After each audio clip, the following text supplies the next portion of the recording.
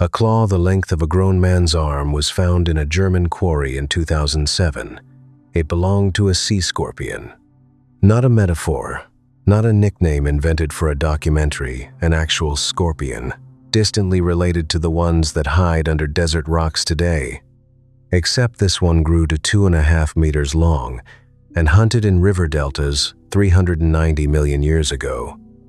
It is, as far as anyone has found, the largest arthropod that has ever lived, and it is only one entry on a much longer list.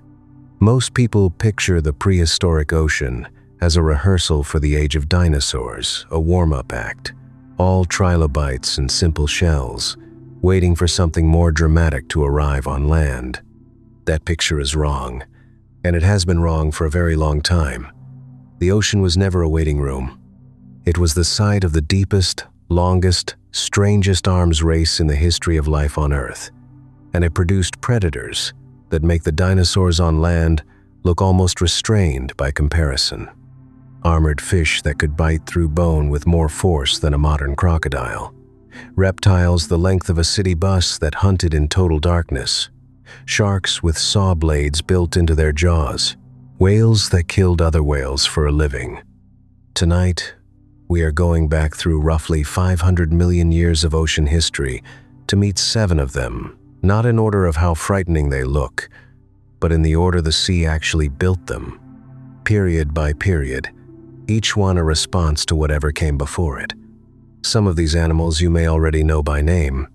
Most of what you know about them is probably out of date, corrected in the last 15 years by new fossils, new scans, and new mathematics that scientists are still arguing over. We will follow that evidence as it stands today, including the places where it runs out. This is not a story about monsters. It is a story about what the ocean does to a body, given enough time and enough hunger, and it starts, as these things usually do, in the quiet. Part of what makes these animals harder to picture than a dinosaur is the medium itself. A dinosaur left footprints on ground that eventually turned to stone, and its skeleton, if conditions were right, settled into rock more or less where it fell. An ocean predator's body usually did not get that chance. It sank into sediment that shifted, scattered, or dissolved long before it could fossilize, which means the fossil record of the sea is thinner and more selective than the fossil record of the land, full of gaps, full of animals known only from a tooth, a claw, or a single vertebra. Reconstructing them means working backward from fragments, the way a detective works backward from a scene. Sometimes the fragment is enough, sometimes it is not, and the reconstruction has to be revised decade after decade, as better fossils and better tools arrive. That is part of what makes this particular list unusual. Several of the animals we are about to meet were misunderstood for most of the last century, pictured wrong, sized wrong, or assembled incorrectly until new fossils or new imaging technology corrected the record. The version of these predators you are about to hear is, as closely as current science allows, the version we now believe to be true. There is also a pattern worth noticing before we begin, one that will repeat across every chapter of this documentary. No predator in the ocean's history has ever ruled without limit. Each of the animals ahead of us rose because something changed. A mass extinction cleared the competition. A new food source appeared. An old defense stopped working, and each of them, eventually, gave way to something else, for reasons that were not always dramatic. Sometimes, an apex predator disappeared in a single geological instant, wiped out alongside nearly everything else by an asteroid or a wave of volcanic poison. Sometimes it simply lost ground, slowly, over millions of years, to a smaller, faster, more efficient rival that needed less to survive. Both endings appear in the story ahead. Consider, for a moment, what the ocean actually is, from the perspective of something trying to survive inside it. There is nowhere to hide in open water the way there is on land. No burrow, no thicket, no cave mouth to retreat into. There is only depth, distance, and speed, and whatever advantage a body can build into itself. Every predator in this documentary is, in its own way, an answer to that problem. An attempt to solve the question of how to survive in an environment with almost no natural cover by becoming faster, larger, better armed, or better armored than whatever else is swimming nearby. The ocean does not reward hesitation. It rewards whichever design happens to work, for as long as it works, until something else works better. Deep time does not move the way human time does. A year means something to us because we can hold the whole of it in memory. 1,000,000 years means almost nothing, because no mind evolved to hold it. To understand what the ocean built across 500 million years, it helps to stop thinking in years altogether and start thinking in conditions: how warm the water was, how much oxygen it carried, how crowded or empty the seafloor had become. Predators do not appear because evolution decides to make something frightening. They appear because a niche opens and something eventually grows into it. It may help to hold a single image in mind as a kind of measuring stick for everything that follows. If the entire history of animal life in the ocean, from the Cambrian to today, were compressed into a single 24-hour day, the extinction that ended the dinosaurs would fall somewhere around 10 at night, and the largest of the whales and sharks in our final chapter would not appear until the last 20 minutes before midnight. Nearly everything in this documentary happened, by that measure, well before dinner. The 7 animals in this documentary come from 7 different chapters of that story. The Cambrian, when animal life first learned to hunt in earnest. The Devonian, when fish first grew armor and jaws powerful enough to need it. The Permian, when the seas built one of the strangest mouths evolution has ever produced. The Triassic and Jurassic, when reptiles returned to the water and became, in some cases, the largest predators the ocean has ever held. And finally, the more recent past, geologically recent, at least when whales and sharks reach sizes that still shape how we imagine the ocean today. Each of these creatures solved the same basic problem in a different way: how to eat without being eaten first. Some solved it with size, some solved it with speed. One solved it with a weapon so strange that scientists spent over a century arguing about where it was even attached to the animal's body. 2 of the 9, separated by nearly 200 million years, arrived at almost the same solution independently: a reptile returning from land to water, rebuilding an entire body plan for the ocean in a fraction of the time such transitions usually take. A third lineage would repeat that same transition again, tens of millions of years later, this time as a mammal rather than a reptile, producing one of the most complete evolutionary transformations in the entire fossil record. We begin with the oldest of them all, a predator that lived before bones existed, before jaws existed, in seas so early that almost nothing alive today would recognize them. 520 million years ago, the ocean floor was a quiet place. Not peaceful, quiet, in the way an empty stage is quiet, before anyone has decided what the play is going to be. Life had existed for billions of years by this point, but almost all of it was small, soft, and slow. Mats of algae, simple worms, creatures that filtered whatever drifted past, rather than chasing anything down. There were no fish. There were no shells built for defense, because nothing yet needed defending against. And then, in a geological instant, perhaps only a few million years, which counts as sudden by the standards of deep time that changed almost everywhere at once. Scientists call this event the Cambrian explosion, and it produced the first real predators the ocean had ever seen. The largest and most successful of them was a creature called Anomalocaris, whose name means abnormal shrimp, given by a 19th century naturalist who found one of its grasping limbs in isolation and assumed it belonged to a strange kind of crustacean. It took more than a century and several more complete fossils to realize that the shrimp limb, the separately catalogued jellyfish-like disc, and a third fossil thought to be a sea cucumber were all pieces of the same animal. Anomalocaris was not three creatures, it was one, and it was the largest animal alive on Earth at the time. By modern standards, it was not enormous. Most specimens reached around half a meter, with some estimates for the largest individuals reaching closer to a meter in length. But in a world where nearly everything else was smaller than a human hand, an animal that size was not a predator among equals. It was something closer to an apex event.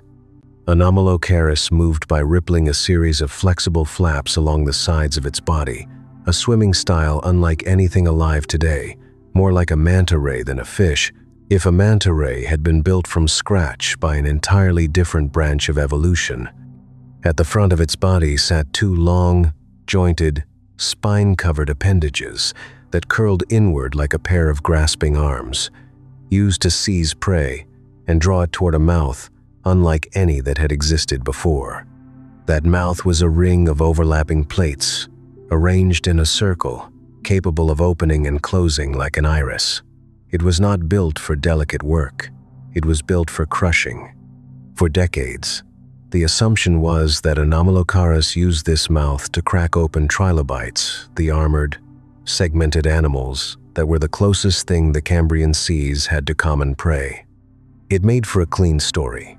The first great predator, hunting the first great armored animal, an arms race beginning almost as soon as multicellular life could compete for the same food. More recent research has complicated that picture. Detailed study of the mouth's mechanics suggests it may not have been strong enough to crush the toughest trilobite shells after all. And some of the trilobite fossils once cited as evidence of Anomalocaris attacks show damage patterns that do not cleanly match its bite.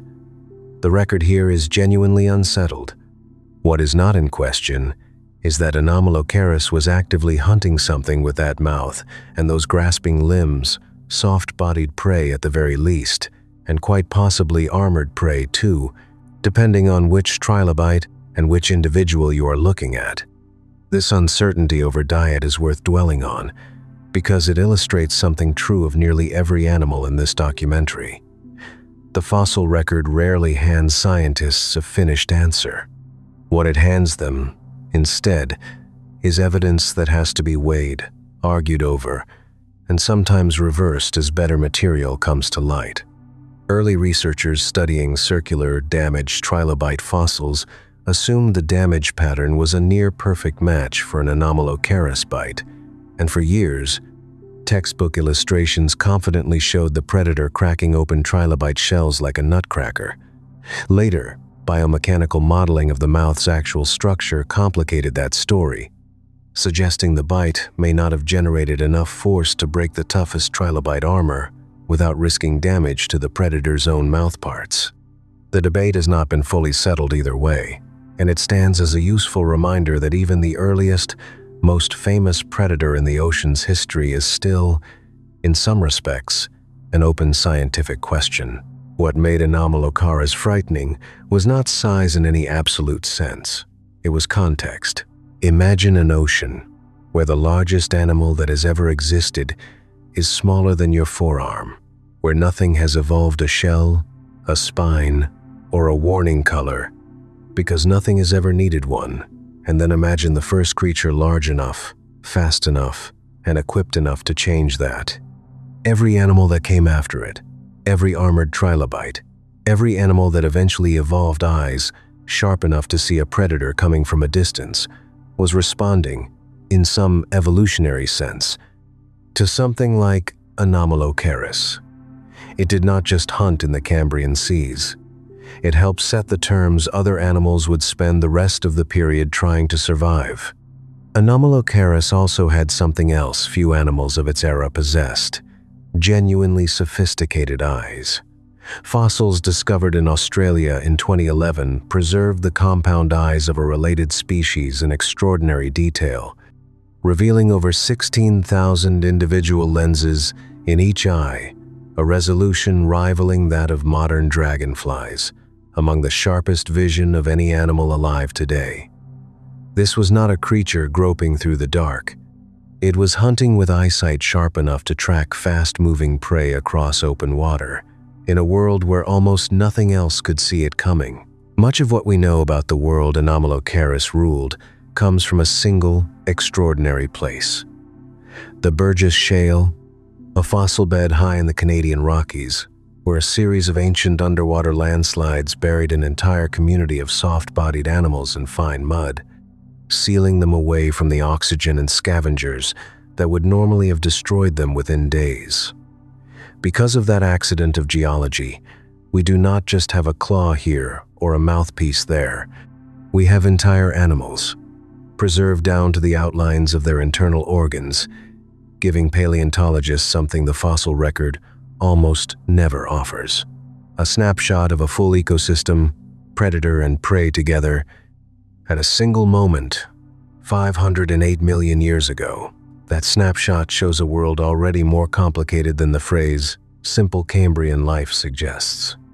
Alongside Anomalocaris swam dozens of other experimental body plans, many of which left no direct descendants, five-eyed animals, creatures built on symmetries no longer found in nature, early relatives of arthropods testing designs that would either flourish or vanish entirely within a few million years.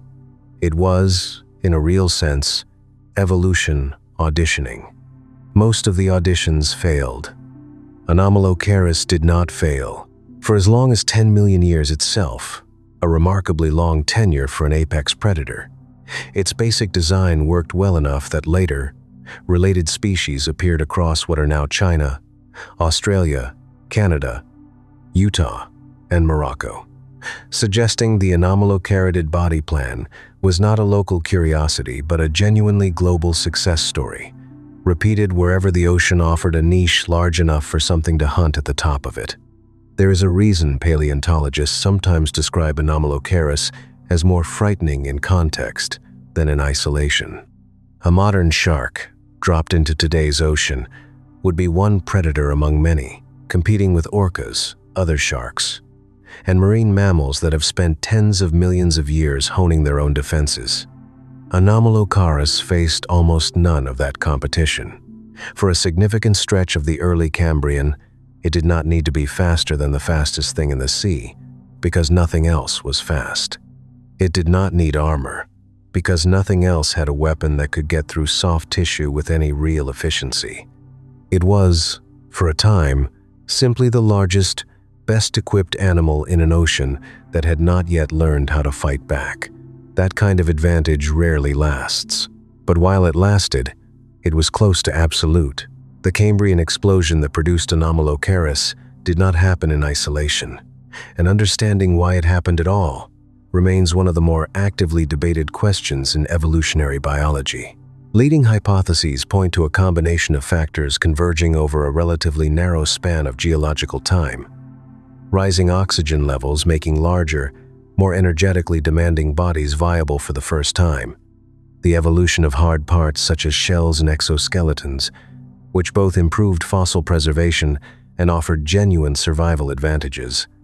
And, significantly, the arrival of active predation itself, which some researchers argue may have been as much a driver of the explosion as a product of it. Once a handful of lineages, Anomalocaris, among the earliest and most successful, began actively hunting rather than simply filtering or grazing. Every other lineage in the ocean faced sudden and sustained pressure to develop some kind of defense, and that pressure, compounding across millions of years, may have accelerated the diversification of body plans that defines the Cambrian explosion as a whole. In that reading, Anomalocaris was not merely a product of the ocean's first great burst of complexity. It may have been one of the forces that caused it. What eventually displaced animals like Anomalocaris was not a single rival but an accumulation of small advantages happening elsewhere in the water column.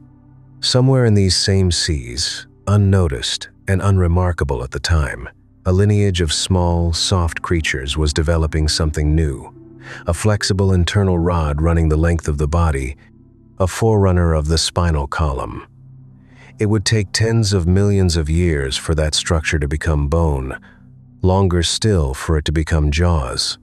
But it marked the beginning of the lineage that would eventually produce every fish, and every vertebrate predator that followed, including, much later, the animals in the rest of this documentary. The reign of Anomalocaris did not end in catastrophe. There was no single event, no asteroid, no sudden extinction that removed it from the seas. It simply stopped being the most efficient design as the ocean around it kept changing. Fish began to appear small, jawless at first, but equipped with an internal skeleton that would eventually prove more adaptable than anything the Cambrian's soft-bodied giants could offer. Over the tens of millions of years that followed, the descendants of those early fish would build the next generation of ocean predators, and they would build them out of something Anomalocaris never had: bone. Bone changes what a body can do.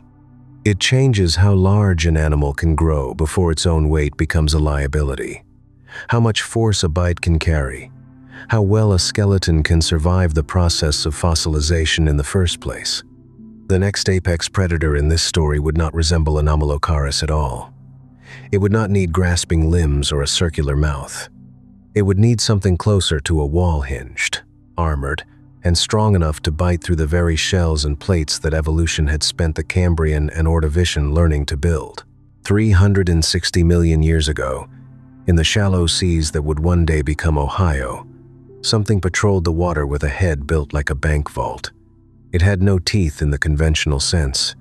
Instead, the front of its jaw had sharpened itself into two pairs of bony, blade-like plates, self-sharpening, continuously honed against each other every time the jaw closed, the way scissors stay sharp by cutting against their own opposite edge.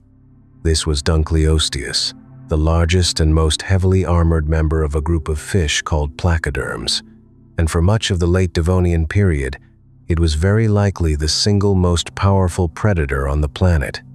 The Devonian is sometimes called the Age of Fishes, and the name is well earned. By this point in Earth's history, the vertebrate lineage that had quietly begun in the shadow of animals like Anomalocaris had exploded into dozens of experimental forms: armored, jawless, cartilaginous, bony, testing every possible way a fish could be built. Placoderms were the armored branch of that experiment, covered in thick bony plates across the head and front of the body, and Dunkleosteus was their largest and most extreme member, reaching estimated lengths of around 6 meters, with some researchers suggesting the largest individuals may have approached 8 or 9 meters, though these upper estimates remain debated because no complete Dunkleosteus skeleton has ever been found. What survives, almost exclusively, is the armor. Skull plates and jaw bones, thick enough and dense enough to fossilize well, while the rest of the body, likely supported by cartilage rather than true bone, simply did not preserve. What made Dunkleosteus genuinely dangerous was not just its size, but the mechanics of its bite. A 2006 biomechanical study estimated that Dunkleosteus could generate bite forces exceeding 5,000 newtons at the tip of its jaw, comparable to an alligator, and among the most powerful bites ever measured in a fish, living or extinct. The same study found that Dunkleosteus achieved this not primarily through raw muscle mass, but through an unusually efficient 4-bar linkage system in its skull, a mechanical arrangement that allowed the jaw to snap open in a fraction of a second, creating suction that could pull prey directly into range of those bone-crushing plates. It was, in effect, both a trap and a vice fast enough to catch prey that tried to flee, and strong enough to crush prey that tried to fight. To put that bite force in perspective, it helps to compare it against animals people already have some intuitive sense of. A modern spotted hyena, known for having one of the strongest bites relative to body size among living land mammals, generates roughly half the force estimated for Dunkleosteus. A large modern crocodile can exceed it, but only the largest individuals of the largest living crocodile species come close, and Dunkleosteus achieved comparable force with a skull built from bone plates, rather than the dense, muscle-packed jaw of a crocodilian. For a fish, a category of animal not typically associated with crushing bite force at all, that combination placed Dunkleosteus in genuinely rare company among a small handful of predators across the entire history of vertebrate life capable of generating that kind of force at the tip of the jaw. This combination mattered because of what else lived in the Devonian seas. Armored fish were common. Thick-shelled ammonoids, early sharks, and other placoderms shared the same waters, many of them protected by exactly the kind of defenses that had proven effective against earlier, weaker predators. Dunkleosteus rendered a great deal of that armor obsolete. Fossil evidence, including bite marks preserved on the shells and plates of other placoderms, sometimes on the fossilized remains of other Dunkleosteus, suggests an animal that was not a picky eater and was, on occasion, willing to attack members of its own species, whether through territorial aggression, competition for food, or simple opportunism in a world without many other things large enough to challenge it. The animal takes its name from David Dunkel, a curator at the Cleveland Museum of Natural History who spent decades studying the placoderm fossils pulled from the Cleveland Shale, a rock formation exposed along the shores of Lake Erie that has produced some of the finest Devonian fish fossils in the world. Long before Dunkel's name was attached to the genus, though, the first specimens had already been collected in the 1800s by fossil hunters working the same shale beds, initially uncertain what kind of animal they had found. The skull plates alone were unlike anything known at the time, too large to belong to any fish yet described, too strange in shape to fit comfortably into existing classification. It took decades of additional finds and the slow accumulation of enough partial skeletons before naturalists understood they were looking at an entirely new order of armored predator.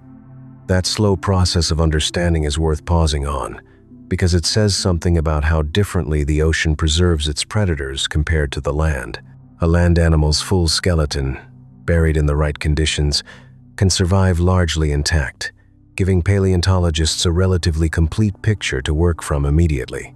Dunkleosteus offered no such gift. For over a century, essentially everything known about the animal came from armor, skull roofs, jaw plates, the thick bony shield that covered the front third of the body, while the back two-thirds, presumably supported by cartilage that simply dissolved before fossilization could occur, remained almost entirely unknown. Reconstructions from the early 20th century, drawn without that missing two-thirds, look almost nothing like the versions taught in classrooms today. The animal has been redrawn, in a real sense, every time a new fossil bed or a new piece of comparative anatomy has given scientists a slightly better guess about the parts that never survived. Because so little of Dunkleosteus survives beyond its head, reconstructing the rest of the animal has been a genuinely difficult and still ongoing process. Early 20th century restorations gave it an elongated, eel-like body. More recent reconstructions favor something closer to a modern shark's proportions, thick through the front third, tapering toward a forked tail suited for bursts of speed rather than long-distance cruising.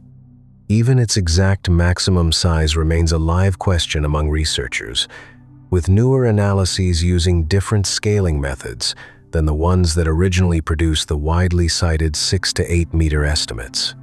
What is not contested is the effect this animal must have had on Devonian marine ecosystems. An armored predator, protected by its own bony plating, capable of biting through almost any defense available to Devonian prey, occupying the top of the food chain in an ocean where armor had, until then, been the safest evolutionary strategy available. It is worth placing Dunkleosteus alongside its prey for a moment, because the two evolved together. The Devonian seas were full of ammonoids, early relatives of the modern nautilus, protected by tightly coiled, spiraled shells that had served earlier generations of predators as an effective defense. Those shells were not designed with a 5,000 Newton bite in mind. Fossil ammonoid shells from Devonian deposits show puncture and crush marks consistent with an attacker capable of shattering coiled armor that had, until Dunkleosteus arrived, kept most ammonoids reasonably safe. The same appears to be true of other placoderms, some of which carried thick plating specifically along the flanks and belly armor that would have been perfectly adequate against most Devonian predators, and almost useless against this one. In ecological terms, Dunkleosteus did not just sit at the top of the food chain. It forced everything beneath it to keep evolving thicker, differently shaped, or simply better hidden defenses, in a contest that placoderms as a group were ultimately losing even before the extinction event that ended them arrived. The broader Devonian environment also shaped what a predator like Dunkleosteus could become. Atmospheric and oceanic oxygen levels during this period were rising steadily, part of a longer-term trend tied to the spread of early land plants whose root systems were beginning to alter weathering patterns and nutrient cycling on a global scale for the first time in Earth's history. Higher oxygen availability generally supports larger, more metabolically active animals, and several of the major size increases seen across Devonian marine life, placoderms included, likely benefited from that broader environmental shift. In much the same way, rising oxygen would later be credited with supporting the arthropod giants of the following Carboniferous period. There is also the matter of Dunkleosteus's own kind. Bite marks matching the animal's own jaw shape have been found on the skull plates of other Dunkleosteus specimens, not conclusive proof of routine predation on its own species, since scavenging or aggressive territorial disputes could produce similar marks, but strong enough evidence that paleontologists take the possibility seriously. An animal willing to bite another Dunkleosteus in an ocean already full of smaller, more vulnerable prey suggests either a highly competitive environment, a highly aggressive temperament, or both. Combined with its bite mechanics and its dominant size for the period, the picture that emerges is not simply of a large fish, but of an ecosystem's dominant predator behaving the way dominant predators typically do, expanding its diet to include almost anything it could physically overpower, competitors included. Placoderms as a broader group also occupy an important place in the story of vertebrate evolution generally, beyond the specific case of Dunkleosteus. Recent analysis of well-preserved placoderm fossils from China has revealed evidence of internal fertilization and live birth in several species, among the oldest confirmed evidence of that reproductive strategy in the vertebrate fossil record, predating similar adaptations in many later lineages by tens of millions of years. Whether Dunkleosteus itself reproduced this way remains unknown, since no fossil evidence of its reproductive anatomy has been recovered, but the wider group it belonged to was clearly experimenting with reproductive strategies just as boldly as it was experimenting with armor, size, and bite mechanics. The predator-prey relationship between Dunkleosteus and its contemporaries also sheds light on a broader ecological principle that recurs throughout this documentary: the tightly coupled nature of evolutionary escalation. Each improvement in offensive capability among ocean predators tends to force a corresponding improvement in prey defenses, and vice versa, in an ongoing cycle, sometimes called the Red Queen effect, after the character in Through the Looking Glass who must keep running simply to stay in the same place. Dunkleosteus represents one of the most dramatic escalations of offensive capability documented in the Paleozoic fossil record, and the placoderms, ammonoids, and other Devonian prey species it hunted were, in their own more limited ways, running just as hard to keep from falling behind. Dunkleosteus and the rest of the placoderms did not vanish gradually. Their disappearance coincides with one of the 5 major mass extinctions in Earth's history, the Late Devonian extinction, a prolonged crisis lasting several million years, likely driven by a combination of falling oxygen levels in the oceans, changing sea levels, and possibly volcanic activity, or the effects of newly evolved land plants altering global chemistry. Placoderms as a group did not survive it. Cartilaginous fish, the ancestors of modern sharks and rays, did, along with the early bony fish that would go on to dominate the oceans that followed. The armored, bone-plated experiment that produced Dunkleosteus closed with the Devonian, but in the shallow, brackish waters of that same period, a very different kind of predator had already been testing an entirely different design, not built from bone at all, but from the same jointed, armored exoskeleton that had defined arthropods since the Cambrian, scaled up to a size the group would never reach again. Not every apex predator of the ancient seas was a fish. Around the same time Dunkleosteus patrolled the open Devonian Ocean, a very different kind of animal was hunting the rivers, deltas, and brackish coastal shallows nearby an arthropod, built along the same basic body plan as a modern scorpion or horseshoe crab, but grown to a size that group of animals has never approached again, before or since. Jacalopterus rhenaniae belonged to a group called Eurypterids, commonly known as sea scorpions, although the name is somewhat misleading. Eurypterids were not true scorpions, and despite their common name, many species, Jacalopterus included, appear to have lived primarily in fresh or brackish water rather than the open sea. What they shared with modern scorpions and horseshoe crabs was a body plan built from jointed, armored plates, a pair of compound eyes, and, in the case of the pterygoid family that Jacalopterus belonged to, an enlarged pair of front claws, adapted for actively seizing prey rather than simply defending against attack. In 2007, a fossil claw measuring 46 centimeters was recovered from an early Devonian rock formation near Prüm, Germany. Using the known proportions of related Eurypterid species, researchers calculated that an animal carrying a claw that size would have measured approximately 2.5 meters from head to tail, comfortably longer than an adult human is tall, and, based on current evidence, the largest arthropod ever known to have existed, surpassing even the largest millipede-like land animals of the following geological period. The claw alone, when the research was published, confirmed something paleontologists had suspected for years, that a handful of Eurypterid lineages had reached sizes that seem almost implausible for an exoskeleton to support. That word exoskeleton is central to understanding both how Jacalopterus achieved its size and why nothing built the same way has matched it since. An external skeleton offers real advantages. It is naturally armored, and it does not need to be grown internally the way a vertebrate skeleton does. But it comes with a structural ceiling. As an arthropod grows larger, the exoskeleton has to grow proportionally thicker to support the same body weight. And at a certain size, the math stops working. The animal would need armor so thick and so heavy that moving under its own weight becomes difficult, particularly on land. In water, buoyancy solves much of that problem, which is very likely why the largest arthropods in Earth's history, Jacalopterus among them, were aquatic rather than terrestrial. Even so, 2.5 meters appears to sit near the practical limit of what an exoskeleton-based body plan can support, even fully submerged. What Jacalopterus did with that size was hunt. Its claws, proportionally massive compared to the rest of its body, were lined with sharp, interlocking projections well suited to gripping and puncturing rather than crushing. Fossil evidence from related pterygoid species shows a similar pattern.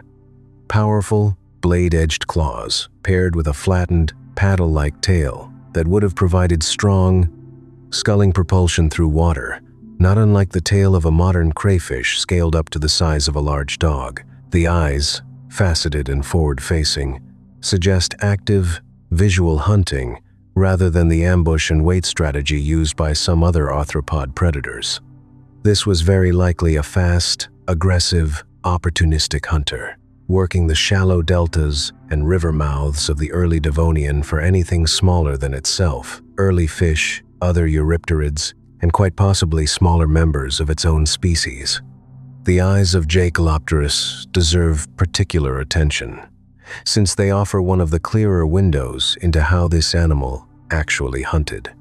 Eurypterid compound eyes, preserved in exceptional detail in several related fossil species, show a lens arrangement adapted for reasonably sharp vision across a wide field, positioned toward the front and sides of the head in a configuration well suited to detecting movement in multiple directions at once, useful for an ambush predator working murky, sediment-heavy shallows where a fast-moving meal or a rival Eurypterid looking for the same meal might approach from almost any angle.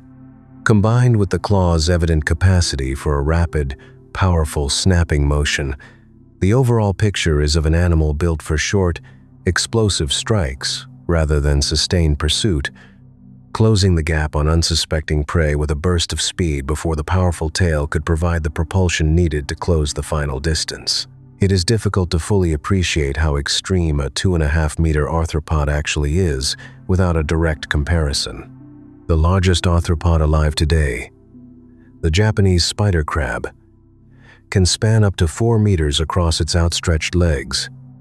But its body itself, excluding those long, thin limbs, measures only around 40 centimeters, a small fraction of Jacalopterus's length.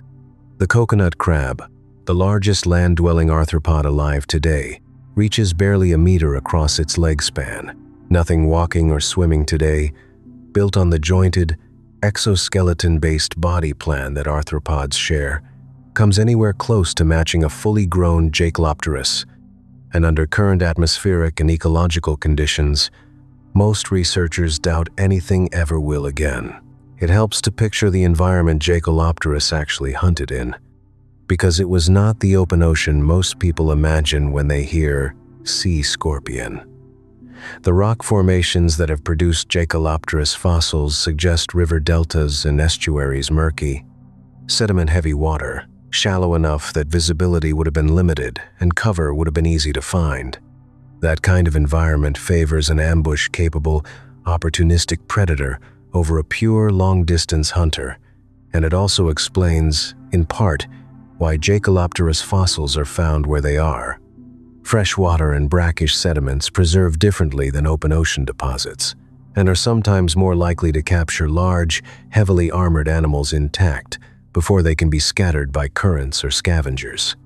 This is one of the reasons the fossil record of Jacalopterus, while dramatic, remains thin, a handful of partial specimens and isolated claws. Rather than the dozens of complete skeletons, paleontologists would need to settle every remaining question about its full anatomy and precise behavior. The pterygoid family that Jacalopterus belonged to was not a single, isolated oddity.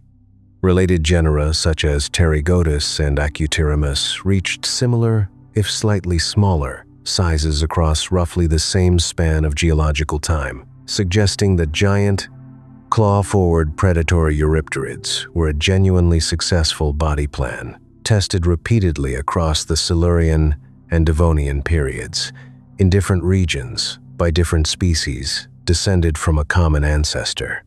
That kind of repeated, independent success at large body size is often a sign that a particular niche, in this case, apex predator of shallow, low-competition brackish water, was open and profitable for a sustained stretch of geological time, long enough for multiple related lineages to grow into it before something else eventually closed the opportunity. The rise of animals like Jacalopterus is generally tied to a broader pattern of gigantism among Paleozoic arthropods, one seen on land as well as in the water, most famously in Arthropleura, a millipede relative that eventually grew to over 2 meters in length during the following Carboniferous period.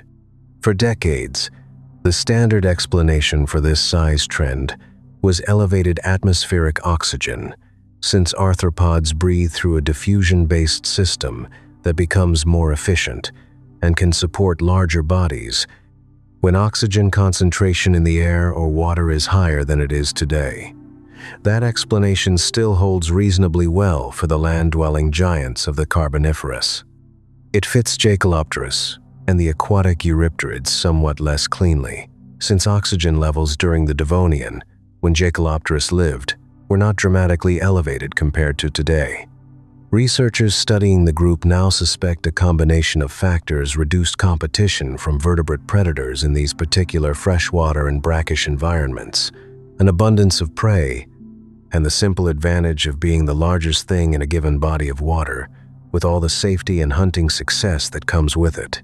It is worth being honest about how much of this reconstruction rests on comparison, rather than direct evidence. No complete Jacalopterus body has ever been recovered. The 2.5-meter estimate comes from scaling up the proportions of smaller, more completely known relatives to match the size of the prune claw, an accepted and reasonably reliable method in paleontology, but an inference rather than a measurement of an actual intact animal.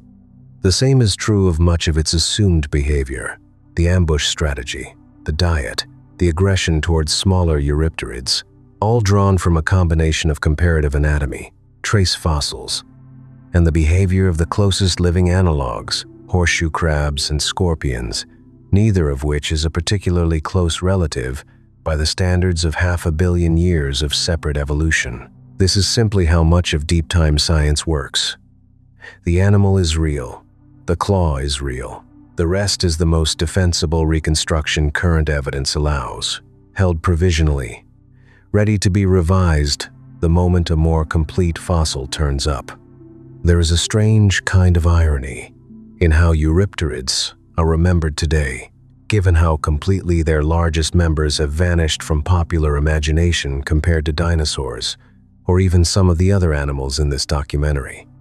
Unlike Anomalocaris or Dunkleosteus, both of which have become reasonably familiar to anyone with an interest in prehistoric life, Jacalopterus remains comparatively obscure outside specialist circles, despite holding the outright record for largest arthropod ever to have lived, a record that has stood essentially unchallenged since the Prumclaw was described in 2007.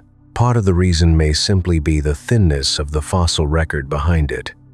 A single dramatic claw and a handful of partial specimens do not lend themselves to the kind of detailed skeletal reconstructions that have made animals like Tyrannosaurus rex household names. However genuinely remarkable, the underlying discovery remains. That advantage, like every advantage in this story, did not last. As jawed fish diversified through the Devonian and into the Carboniferous, growing more mobile, more heavily armed, and better adapted to the same freshwater and estuarine habitats eurypterids depended on, the sea scorpions gradually lost ground.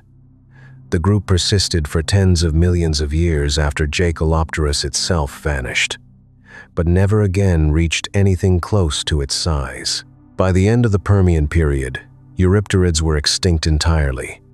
One more Paleozoic experiment closed out by the same mass extinction that would go on to end the reign of an even stranger predator, one whose weapon evolution scientists spent over 100 years struggling to even correctly place on its body.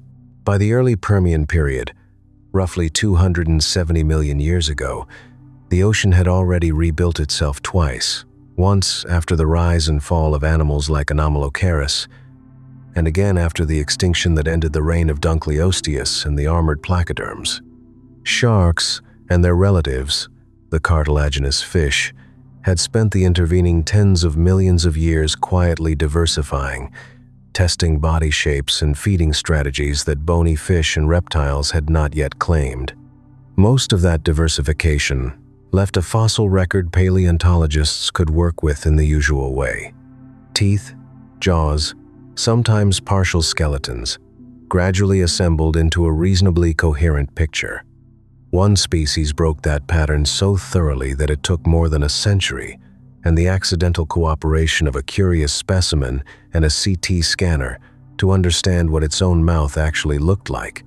Helicoprion is known almost entirely from a single bizarre structure, a tightly coiled, saw-tooth spiral of teeth, sometimes exceeding 30 centimeters across, found isolated in rock with no attached jaw, skull, or skeleton to explain where on the animal's body it belonged. When the first whorl was described by a Russian geologist in 1899, he had almost nothing else to go on, and the guesses that followed over the next 100 years reflect that uncertainty. Some reconstructions place the whorl on the tip of the snout, curling outward like an elephant's trunk made of teeth. Others placed it on the lower jaw, projecting forward like a chainsaw bolted to the chin. For most of the 20th century, nobody could say with confidence which version, if any, was correct, because no fossil had ever preserved the whorl attached to the rest of the animal's cartilage skeleton. That changed in 2013, When a research team led by paleontologist Leif Tapanila obtained CT scans of an unusually complete specimen held at the Idaho Museum of Natural History, a fossil that had been sitting in a museum collection since 1950, its full significance unrecognized until imaging technology caught up with what the rock actually contained. The scans revealed, for the first time in three-dimensional detail, that the tooth whorl was not an external weapon at all. It sat entirely within the lower jaw, occupying the full length of the mandibular arch, tucked inside the mouth rather than projecting from it. As new teeth grew, older teeth were not shed the way they are in most sharks. They were retained, pushed inward and curled into the spiral, so that Helicoprion effectively carried its entire dental history inside its own mouth, growing continuously throughout its life like an ever-expanding conveyor belt of blades. This solved a puzzle that had frustrated paleontologists for a century, but it created a new one almost immediately. How does an animal actually feed with a mouth built like that? The 2013 study and follow-up biomechanical work published the following year proposed an answer. As the jaw closed, the rotating whorl would draw backward and inward, in a motion closer to a circular saw or a rolling mechanism than a simple bite, a design well-suited not to crushing shelled prey the way Dunkleosteus had, but to slicing and drawing in soft-bodied animals, most likely the soft, defenseless bodies of ancient squid relatives, which were abundant in Permian seas and left behind almost no fossil record of their own, since they had no hard shell to preserve. It is worth sitting with just how long that uncertainty lasted, because it says something about how differently the fossil record treats cartilage compared to bone. A shark's skeleton is made almost entirely of cartilage, which decays far more readily than bone and almost never survives fossilization intact. Teeth, being mineralized and considerably harder, survive constantly, which is why the fossil record of sharks and their relatives is overwhelmingly a record of teeth, with skeletons an extreme rarity. For most of the 20th century, this meant Helicoprion existed in the scientific literature as a whorl in search of a body, real, undeniable, and almost completely disconnected from any information about the animal that had once carried it.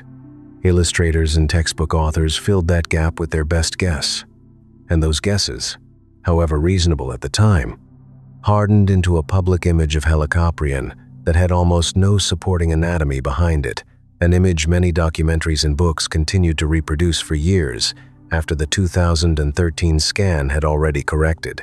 The Idaho specimen that finally settled the question, survived for as long as it did purely by chance. It had been collected in 1950 and sat in the museum's collection for decades, its cartilage-preserving detail not fully appreciated until CT scanning technology, originally developed for medical imaging, became sensitive enough to resolve the fine structure inside the rock without having to physically cut the fossil apart, a technique that would have destroyed exactly the evidence researchers needed to interpret. The scans did not just settle where the whorl sat. They also revealed, for the first time, how the upper jaw articulated with the skull in two separate places, and confirmed that a bony structure called the hyomandibula, which supports jaw suspension in most sharks, was absent from Helicoprion's anatomy entirely, a detail that helped place the animal firmly within the chimera-related lineage rather than among true sharks, resolving a classification debate that had run alongside the debate over the whorl's placement for just as long. Helicoprion belonged not to the shark lineage most people picture today, but to a related, more ancient branch of cartilaginous fish called the Euchondrocephali, closer kin to modern chimeras, or ghost sharks, than to great whites or hammerheads. That places it on a genuinely different branch of the fish family tree, one that has largely faded from the ocean's dominant predators today, but that, in the Permian, produced one of the strangest and most specialized feeding structures cartilaginous fish have ever evolved. The Permian ocean Helicoprion hunted in was, in its own way, as strange and unfamiliar as the Cambrian seas that opened this documentary, though for different reasons. By this point, Reef ecosystems built from sponges and calcifying algae had become widespread, supporting a diverse community of brachiopods, ammonoids, and early bony fish, all of it presided over by a range of large predatory sharks and their relatives that had spent tens of millions of years diversifying since the extinction that ended the Devonian. Helicoprion was not alone at the top of that food chain. Other large sharks and shark relatives shared the Permian seas, but its feeding apparatus was, and remains, entirely without parallel among them. A single evolutionary experiment that appears to have arisen once and never been repeated in quite the same form again in over 250 million years of shark evolution since. Estimates of the animal's full body length, based on the size of the largest recovered whorls in comparison to related species, suggest Helicoprion may have reached somewhere around 6 to 8 meters, roughly comparable to a modern great white shark. Though these figures, like most Helicoprion measurements, are built from limited material and carry real uncertainty. Even with the whorl's placement finally resolved, a great deal about Helicoprion's daily life remains genuinely unknown.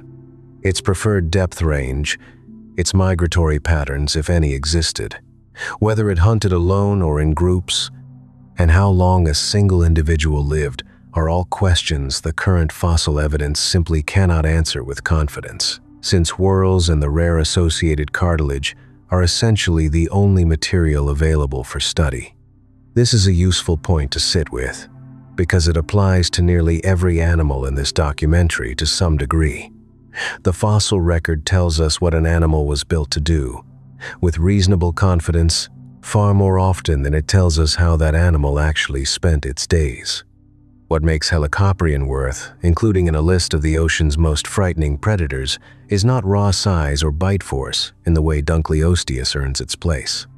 It is the sheer strangeness of the solution evolution arrived at a shark relative that essentially built a rotating blade into the middle of its own mouth, sharpened continuously across its entire life, adapted to a prey source so soft-bodied that almost no direct fossil evidence of it survives. For a predator hunting squid-like animals in open Permian water, that spiral of teeth would have been close to ideal. An unbroken, self-renewing cutting edge, never dulled by wear the way a conventional row of shed and replace teeth eventually is. Even the biomechanical picture built from the 2013 scans has continued to develop. A follow-up study modeling the jaw musculature and whorl rotation found that the mechanism worked less like a saw slicing through resistant material and more like a rolling hook, snagging soft prey and drawing it steadily backward and down into the throat with each closure of the jaw, a feeding style that would have made short work of the soft, unarmored bodies of ancient cephalopods while offering little advantage against anything with a hard shell. That detail matters because it means Helicoprion was not competing directly with the shelled, armored prey favored by other Permian predators. It had, in effect, found and specialized into its own corner of the food web, one shaped entirely around the animal's single, unusual weapon. Helicoprion was not the only member of its broader family to experiment with unusual tooth arrangements, though it remains by far the most extreme example known. Related genera recovered from Permian and earlier Carboniferous deposits show a range of partial whorls, curved tooth rows, and other departures from the simple, replaceable rows of teeth found in most sharks, suggesting an entire lineage exploring variations on the same basic theme of tooth retention rather than tooth shedding. Most of these relatives were considerably smaller and less specialized than Helicoprion, and none matched the fully developed spiral seen in its lower jaw. But together, they paint a picture of a shark relative family actively experimenting with dental architecture across tens of millions of years before Helicoprion arrived at its own extreme and highly specialized solution. The Permian ended, roughly 252 million years ago, in the most severe extinction event Earth has ever recorded, an event so catastrophic that it is sometimes referred to simply as the Great Dying, eliminating an estimated 90% or more of marine species across a geologically brief window of time, likely driven by massive volcanic eruptions in what is now Siberia, and the runaway greenhouse warming and ocean acidification that followed. Helicoprion did not survive it. Almost nothing in the ocean did, in anything resembling its previous form. The seas that emerged on the other side of that extinction were, for a time, some of the emptiest the planet has known since complex animal life began, and into that emptiness, over the following tens of millions of years, an entirely new kind of predator would descend from the land back into the water in one of the more improbable reversals in the history of life on Earth. The seas that followed the Permian extinction took millions of years to recover any real diversity, and when new apex predators finally rose to fill the empty niches left behind, they did not come from the fish lineage at all. They came from land. Somewhere in the early Triassic, small, four-legged reptiles that had been living along coastlines began spending more and more time in the water. And over a remarkably short span of geological time, perhaps only a few million years, fast even by the standards of major evolutionary transitions, their descendants abandoned land entirely. Legs became flippers, bodies lengthened and streamlined. This lineage became the ichthyosaurs, and within roughly 10 to 15 million years of the extinction that had emptied the oceans, some of their members had grown into the largest predators the seas had ever held. The scale of that transition is worth pausing on, because it happened almost absurdly fast in evolutionary terms.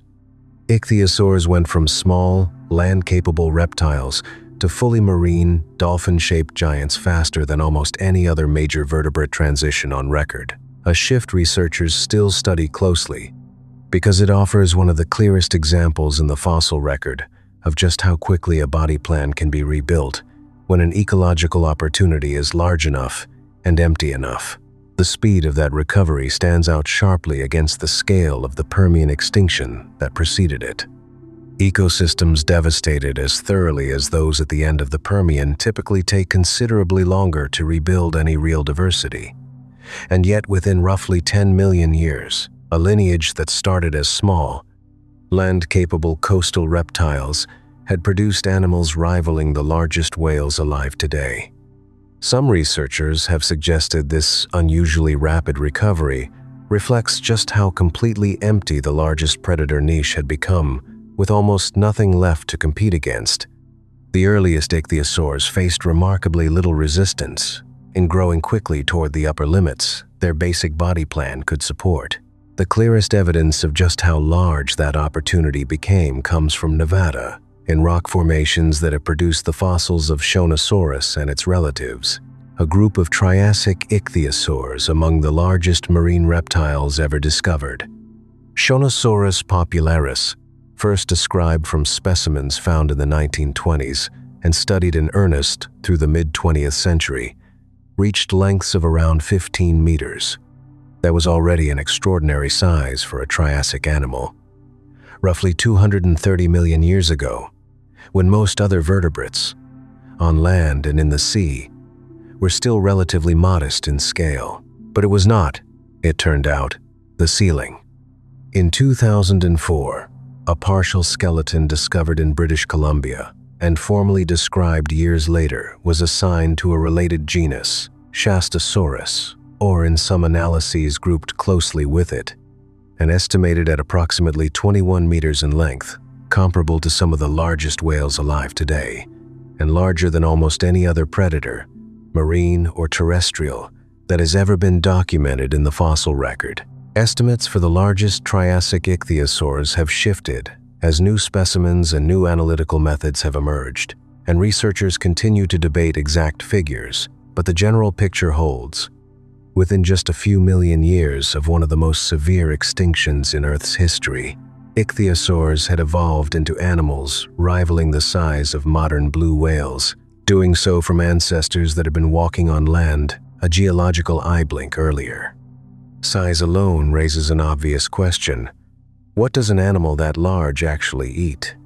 For the biggest Triassic ichthyosaurs, the leading hypothesis is not that they were hunting large, actively fleeing prey the way an orca hunts today, but that they were filter or suction feeders, or at minimum specialized towards soft-bodied prey such as squid and other cephalopods, which were abundant in Triassic seas. Some of the largest specimens show a marked reduction or even loss of functional teeth in adulthood, a pattern more consistent with suction-based feeding than active pursuit predation, closer, in ecological terms, to a sperm whale than to a killer whale, despite occupying a broadly similar position at the top of the food chain. This does not make them less impressive. It makes them a different kind of impressive. Enormous bodies built not around brute biting force, but around the ability to survive, grow, and dominate an ecosystem purely on the strength of scale and efficient, low-conflict feeding. The Nevada fossil beds that produced Shonosaurus deserve some attention in their own right, because the sheer concentration of remains found there is unusual, even by the standards of exceptional fossil sites.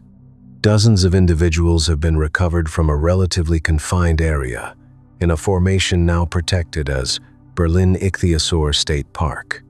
For decades, researchers debated why so many large ichthyosaurs would be preserved together in one place. Early hypotheses ranged from a mass stranding event to a favored breeding ground, though more recent analysis has questioned some of those interpretations, noting that the specimens do not all appear to have died at precisely the same time or in exactly the same event. What is not in question is the scale of what was found. Multiple animals, each many meters long, preserved well enough to give paleontologists one of the best windows anywhere in the world into what a fully grown Triassic giant ichthyosaur actually looked like. It is worth placing these figures alongside the largest animal alive today for a sense of scale. The blue whale, the largest animal known to have ever existed on Earth, reaches lengths of around 29 to 30 meters in exceptional individuals, though the more typical range sits closer to 22 to 24 meters.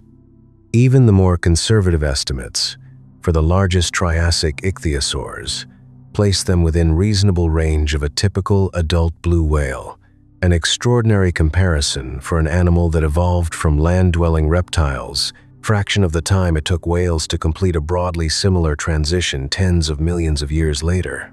Reconstructing the exact proportions of these animals has not been simple, and the field has revised its numbers more than once. Early 20th century estimates for Shonosaurus, based on incomplete material, differed meaningfully from later figures once more complete skeletons were described.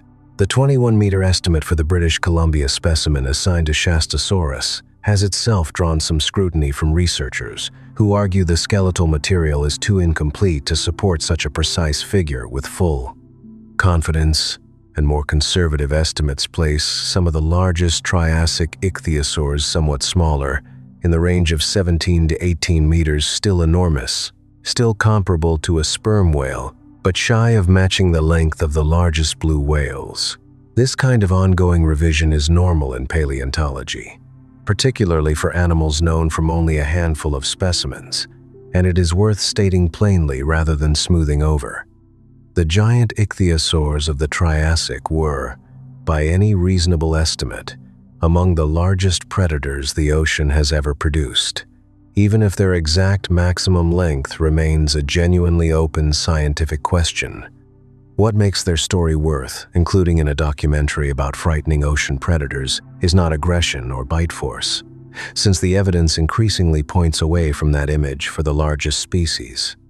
It is scale achieved at astonishing evolutionary speed, in seas still recovering from the worst extinction event life on Earth has ever experienced, proof that an empty ocean, given the right ancestral raw material, can produce something the size of a modern whale within a few million years, and then, just as quickly by geological standards, hand the largest predator title to something else entirely.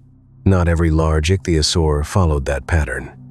Smaller, earlier, and later species, across the group's roughly 150 million year run, show a wide range of tooth shapes and jaw structures, from blunt, crushing teeth suited to shelled prey to long, narrow, interlocking teeth built for seizing fast-moving fish.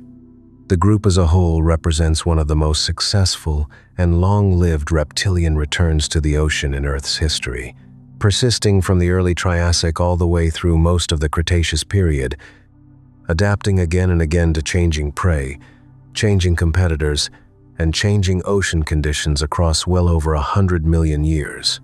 There is something worth noticing in the shift from crushing or seizing teeth toward reduced dentition and suction feeding among the largest ichthyosaurs. It suggests that raw size, on its own, had become the dominant survival strategy for these animals, large enough that few other Triassic predators could threaten a fully grown adult, regardless of how it fed.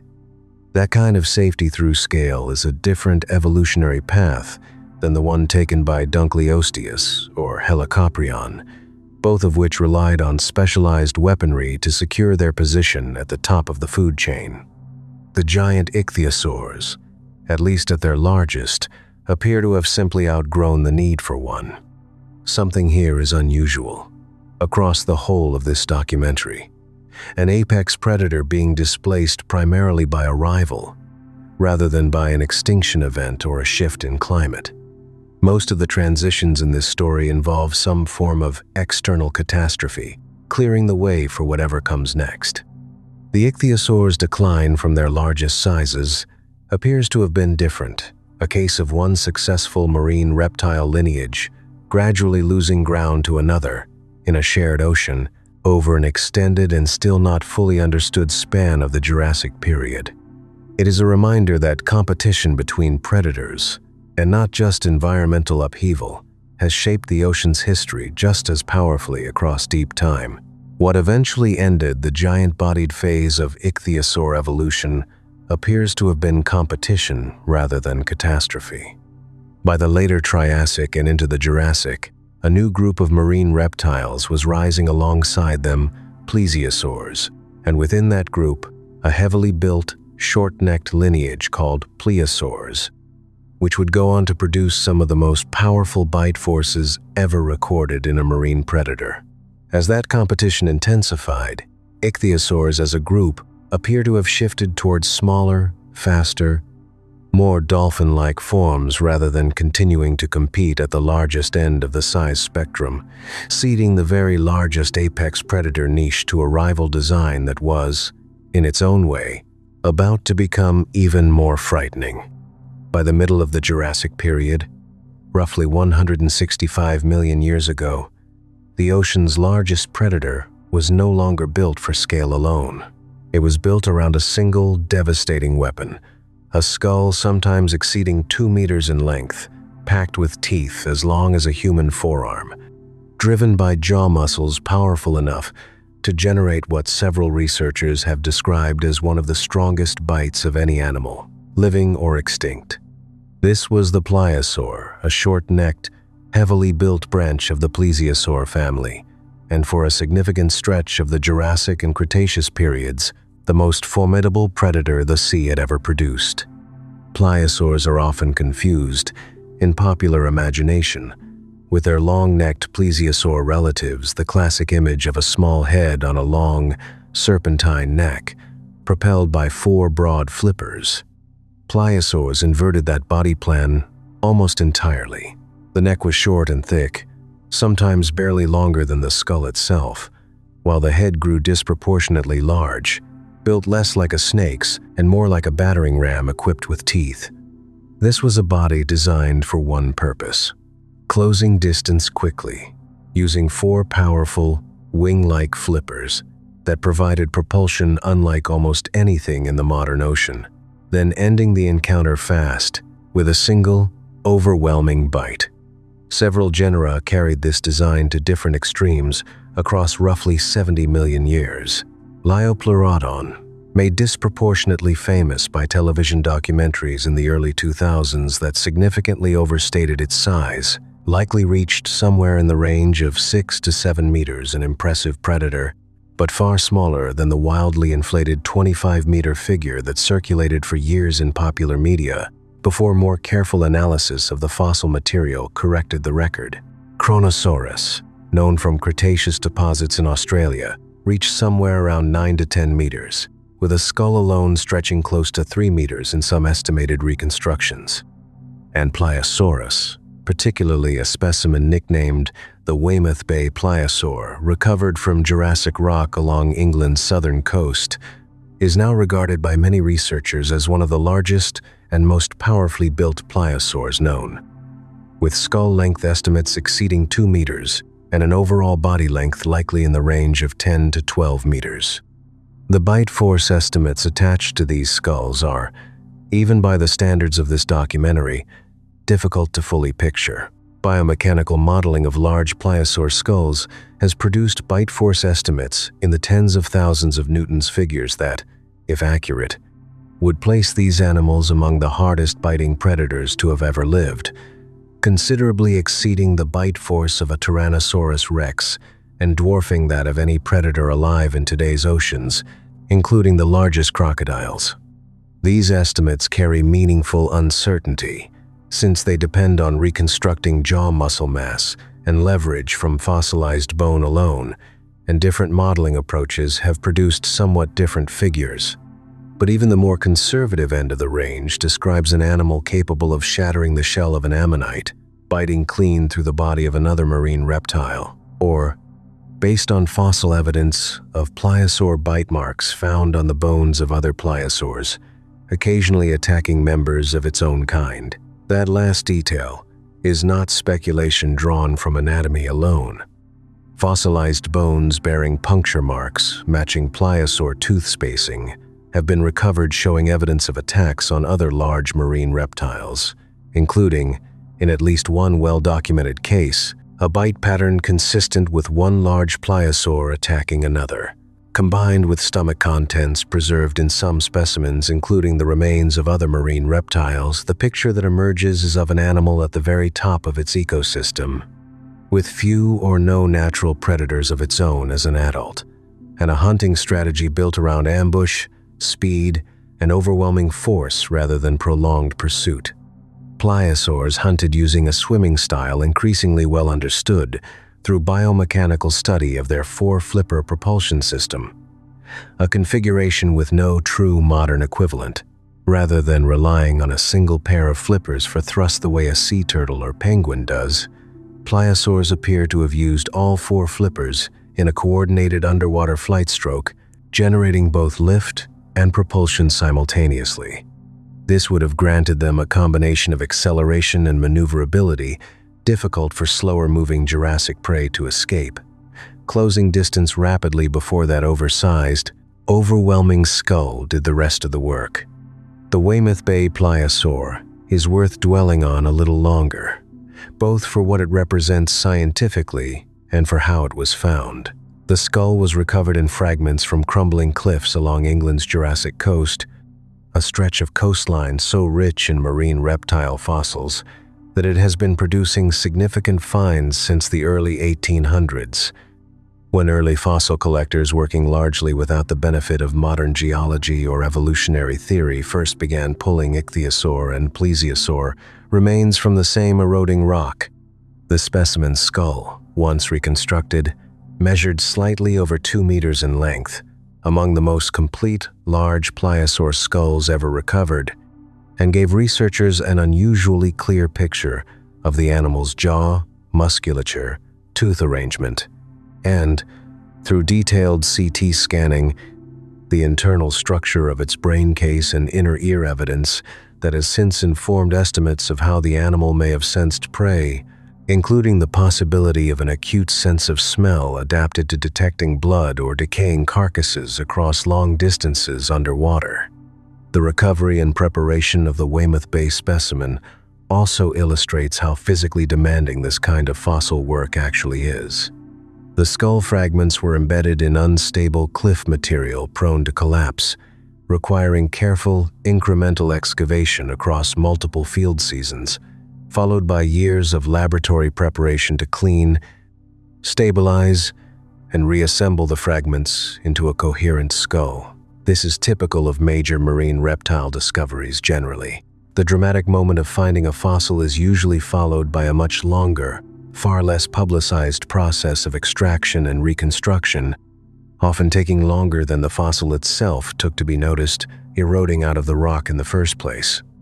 It is also worth being direct about how badly one particular pliosaur's reputation was distorted by early popular media, because the correction says something useful about how paleontology actually works.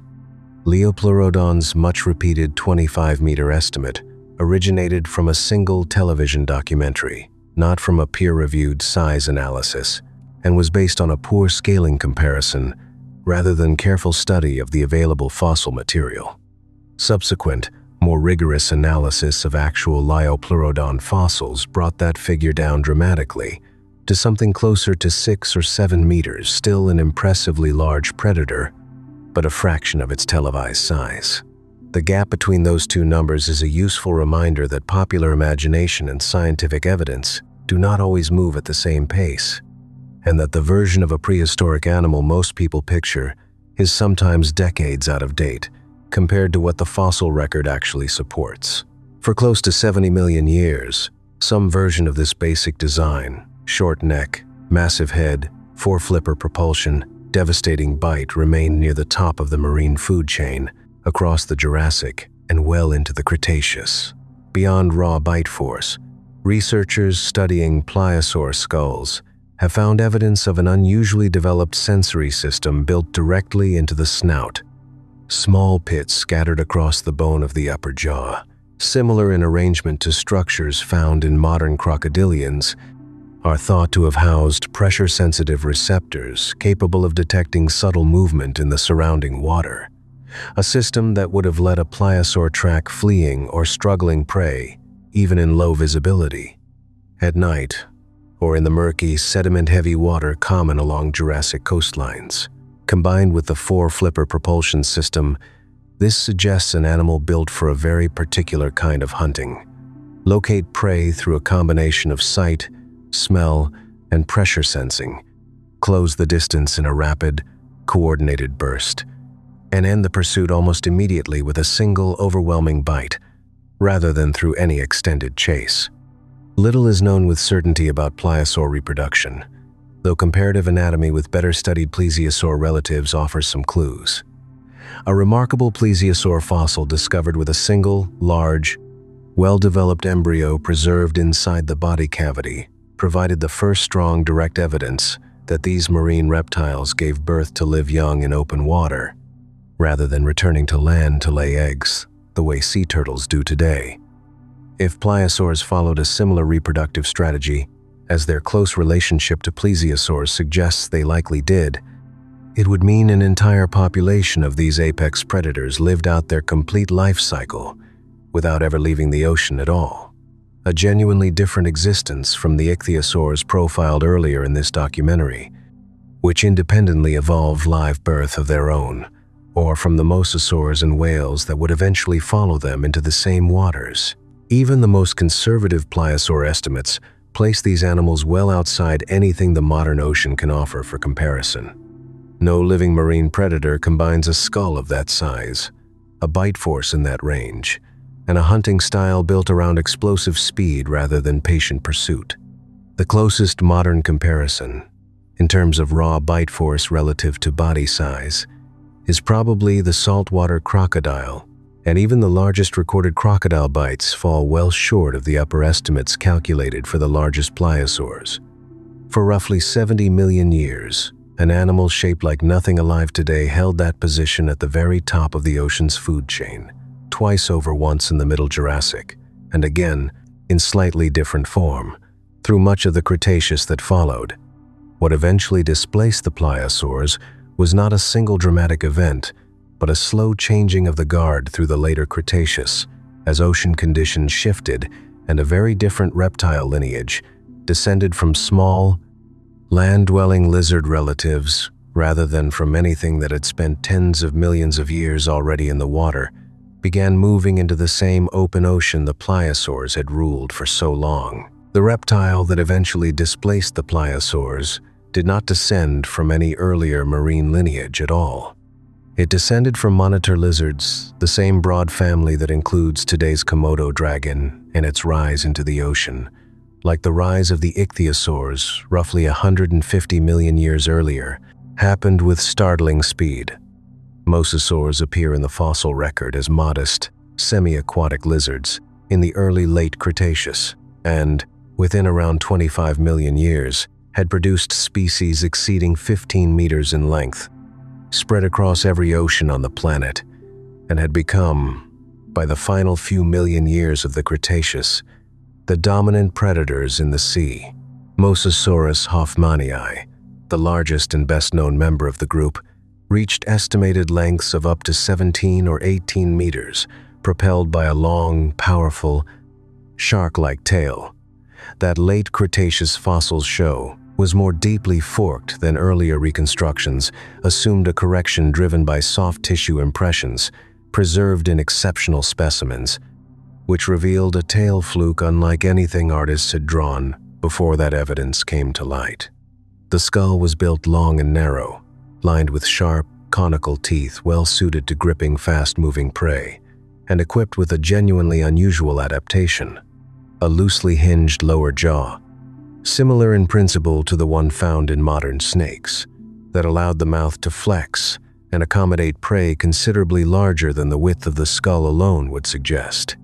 The animal's own discovery history is, in some ways, as significant to the history of science as the animal itself. The first substantial Mosasaurus fossil was recovered from a limestone quarry near Maastricht in the Netherlands in the late 1700s, decades before Charles Darwin, before the theory of evolution, and before scientists had any real conceptual framework for the idea that species could go extinct at all. The skull was large, clearly reptilian, and clearly unlike anything alive in Europe's waters, a genuine mystery to the naturalists who examined it, some of whom initially proposed it belonged to a crocodile, a whale, or even a fish. It would take until the early 1800s and the work of the French anatomist Georges Cuvier for the fossil to be correctly identified as the remains of an extinct marine reptile unlike any then known, one of the specimens that helped establish extinction itself as a real, demonstrable feature of Earth's history, rather than a contradiction of it. In this sense, Mosasaurus was not just a predator in its own time. It was also one of the fossils that helped convince the scientific world that deep time, mass extinction, and the disappearance of entire species were real phenomena worth taking seriously, the foundation this entire documentary rests on. That jaw hints at a broad, opportunistic diet, and the fossil evidence backs it up. Mosasaur stomach contents and associated fossils show remains of fish, ammonites, sea turtles, seabirds, and smaller marine reptiles, including, on occasion, other mosasaurs' direct evidence, much like the bite-marked bones found among pliosaurs and Dunkleosteus, of a predator willing to attack members of its own kind when the opportunity or the competition demanded it. Some ammonite shells recovered from late Cretaceous deposits show a consistent, repeated pattern of puncture damage, matching mosasaur tooth spacing, evidence of a predator that had learned to crack through the same spiral, chambered shells that had protected earlier cephalopods from most other threats for tens of millions of years. Mosasaurs also appear to have possessed keen underwater vision, aided by a ring of bony plates around the eye, called a sclerotic ring, that helped the eyeball hold its shape against water pressure during rapid movement, a feature also found in ichthyosaurs and modern diving birds. Another example of unrelated lineages converging on the same structural solution to a shared problem. Some species show evidence of unusually large eyes relative to skull size, suggesting a degree of visual acuity well suited to hunting in the open water and along reef margins that made up much of the late Cretaceous continental shelf, where light penetration would have remained reasonably strong, even at moderate depth. Mosasaurs also diversified far more widely than the pliosaurs before them, producing dozens of genera across a wide range of sizes and specializations within a relatively short span of geological time. Some, like globidans, evolved blunt, rounded teeth, specifically adapted for crushing hard-shelled prey such as clams and ammonites, trading speed and slashing power for a durable, mollusk-cracking bite. Others, like Tylosaurus, grew a long, reinforced snout thought to have been used for ramming prey, not unlike the way an orca sometimes uses its own body as a battering ram against large fish today. This diversity suggests mosasaurs had, within a remarkably short window of time, filled nearly every large predator niche the late Cretaceous ocean had to offer, in a way no earlier marine reptile group had managed quite so thoroughly. Part of what allowed that speed of diversification appears to be swimming efficiency. Detailed study of mosasaur tail vertebrae, particularly the specimens that preserved soft tissue impressions of the fluke, shows a gradual shift across the group's history toward a more rigid, crescent-shaped tail fin closer in form to a shark's or an ichthyosaur's than to the flexible eel-like tail their early semi-aquatic ancestors would have used. That shift, occurring across only a few million years of evolutionary time, mirrors almost exactly the same kind of rapid hydrodynamic refinement seen much earlier in the ichthyosaur lineage, a case of two entirely unrelated reptile groups separated by nearly 200 million years, converging on remarkably similar solutions to the same basic problem of moving efficiently through water. There is a broader pattern worth naming here, one that recurs again and again across this documentary. Convergent evolution, the tendency of unrelated lineages to arrive at similar solutions when facing similar problems, appears throughout the ocean's history, whether it is a shark-shaped ichthyosaur, a shark-shaped mosasaur, or, later in this story, a shark-shaped whale. Water imposes the same basic physical constraints on any large, fast-moving predator, regardless of what kind of skeleton or ancestry that predator started with, and evolution, working independently on wildly different starting material, keeps arriving at strikingly similar answers. It is one of the clearer reminders in the fossil record that the ocean itself, as much as any individual species, is doing a great deal of the design work. One further point about mosasaur biology is worth including, since it connects directly back to a debate raised earlier in this documentary. Like the giant ichthyosaurs and the largest pliosaurs, several mosasaur lineages show clear anatomical evidence of live birth based on preserved embryos found within adult specimens and on the proportions of the pelvic region in well-preserved skeletons. This makes at least 4 entirely separate reptilian lineages in this documentary's timeline: ichthyosaurs, plesiosaurs, and pliosaurs, and mosasaurs that independently abandoned egg-laying for live birth after returning to the ocean. A striking example of convergent evolution operating not just on body shape and swimming style, but on reproductive strategy itself, driven by the same basic problem. A fully aquatic reptile has no practical way to return to a beach and lay eggs the way its land-dwelling ancestors once did.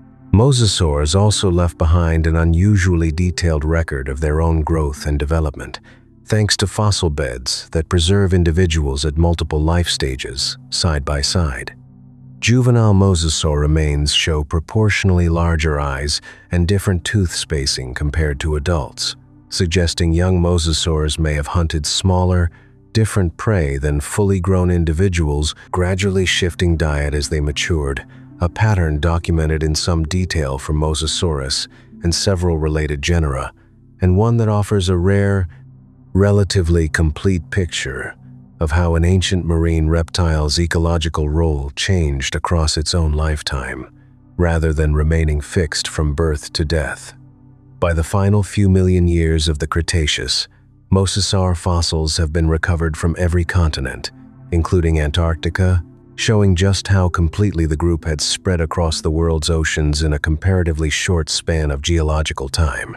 This global reach is itself informative. It suggests mosasaurs were not confined to any single climate zone or ocean basin, but had adapted to hunt successfully in tropical reefs, temperate coastal waters, and the colder seas bordering the poles, a degree of ecological flexibility that few other marine reptile groups in this documentary managed to match across their own histories. For all their success, Mosasaurs never had time to be tested by anything resembling a natural rival at the very top of the food chain. Their entire reign, from small lizard ancestor to global apex predator, lasted only around 25 million years, brief by the standards of ichthyosaurs, which persisted for well over 100 million, or pliosaurs, which held their position for close to 70. That reign ended abruptly and completely 66 million years ago in the same asteroid impact and its aftermath that ended the age of the dinosaurs on land.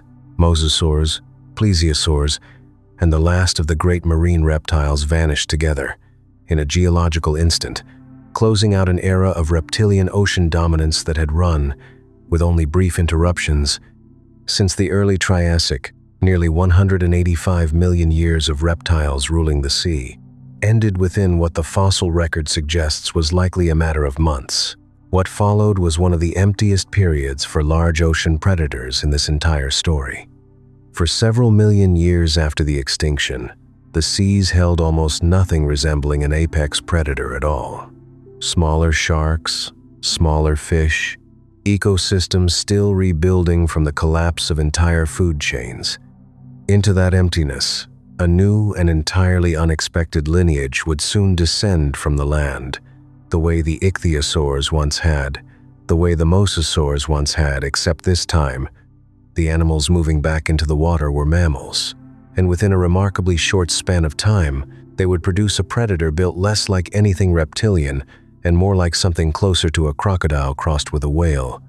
Roughly 40 million years ago, in the warm, shallow seas of the Eocene epoch, the descendants of small, hoofed, land-dwelling mammals had already spent close to 15 million years transitioning back into full-time ocean life, a return to water strikingly similar in its broad outline to the one ichthyosaurs had made 200 million years earlier, though this time undertaken by mammals rather than reptiles. By the Middle Eocene, that lineage had produced Basilosaurus, an early whale whose name, somewhat misleadingly, means king lizard, coined by a 19th century naturalist who mistook the first fossil vertebrae for those of a giant marine reptile, an error that was only corrected once more complete remains revealed unmistakably mammalian teeth and ear bones.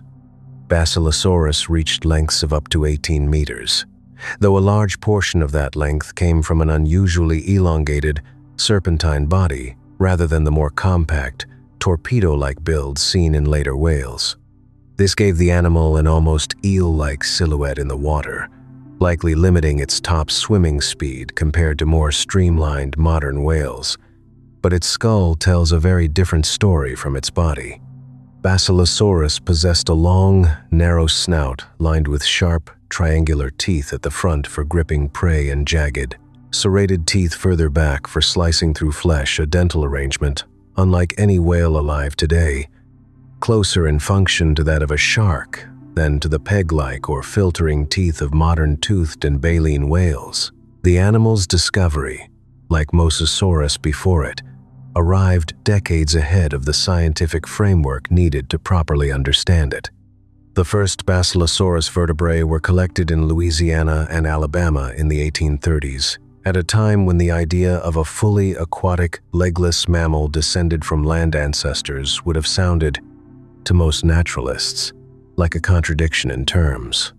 The bones were massive, clearly vertebral, and initially struck their discoverers as reptilian, hence the misleading king lizard name, assigned before anyone had recovered the skull material that would eventually reveal unmistakably mammalian teeth, jaw hinges, and inner ear bones. For a brief period, entrepreneurs in the American South even assembled strings of the animal's enormous vertebrae into traveling exhibits, marketed to the public as the remains of a sea serpent, an early, unintentional example of exactly the kind of size, exaggeration, and popular misunderstanding that would, more than a century later, inflate Leopleurodon's reputation on television. It took the careful anatomical work of the British anatomist Richard Owen, comparing the teeth and jaw structure directly against known mammals, to correctly identify Basilosaurus as an early whale rather than a marine reptile. cementing its place as one of the pivotal fossils in establishing that whales had evolved from land-dwelling ancestors at all. The clearest evidence of what Basilosaurus actually hunted comes from fossilized stomach contents recovered from specimens in Egypt's Wadi al-Hitan, or Whale Valley, one of the richest early whale fossil sites in the world. Preserved remains found within Basilosaurus skeletons include the bones of Dorodon, a smaller, related early whale roughly 5 meters in length, direct evidence that Basilosaurus was actively hunting other whales, not simply fish or squid. Some recovered Dorodon skulls show crushing bite damage consistent with an attack from a predator, with a bite force and jaw size matching Basilosaurus, including, in at least one well-studied case, damage suggesting the smaller whale's skull was bitten and crushed in a single, deliberate strike rather than through prolonged struggle. Wadi al-Hitan itself is worth describing, because the site offers something genuinely rare in the fossil record.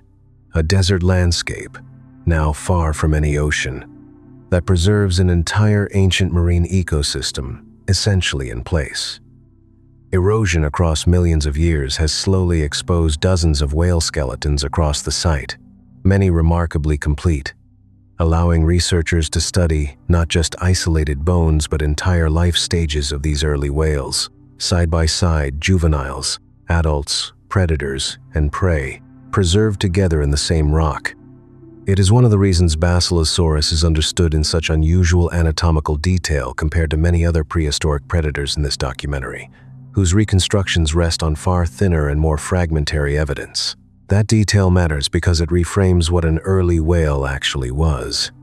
Modern popular imagination tends to picture the transition from land to sea as a gradual softening hooved ancestors slowly becoming gentle giants, ending in today's largely peaceful baleen whales. Basilosaurus complicates that picture considerably. Within roughly 15 million years of the whale lineage's first tentative steps into shallow water, it had already produced an 18-meter apex predator, equipped with slicing teeth, powerful jaws, and a documented pattern of actively hunting and killing other whales.